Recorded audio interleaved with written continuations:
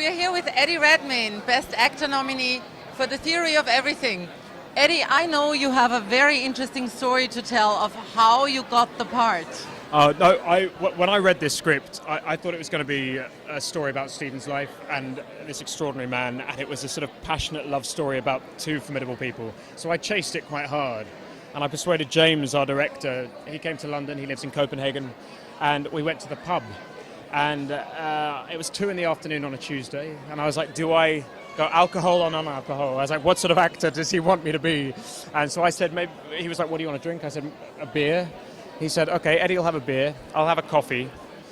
And so I basically he proceeded to have about 6 espressos. I proceeded to have about 6 pints. He got sort of wired, I got drunk, and somewhere along the line I got the part, so it was amazing. I should do that more often.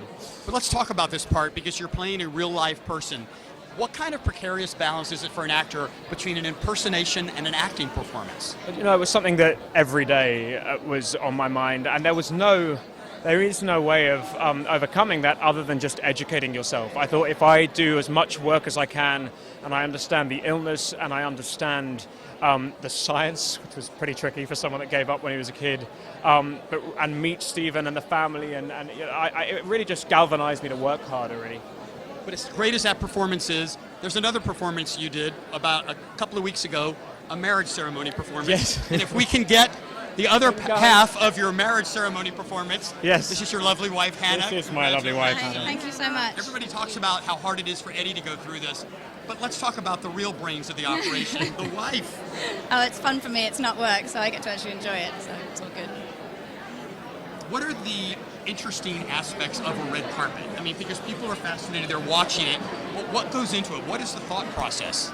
I just can't imagine how many people are working here. It's insane. I've never seen anything like it, because I don't work in here. It's also just that, like, your eyes are on stalks everywhere you look.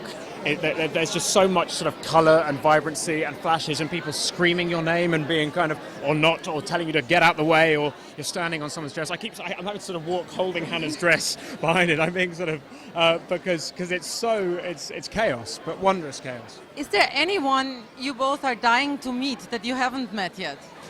God, well, we basically watched Girls. Yeah. The program Cast of Girls would be fantastic. Yeah, Lena Dunham, amazing woman. Thank you guys so much. Best of luck, and this is going to be a great journey for you in the next couple of weeks, I have a feeling. Thanks so much.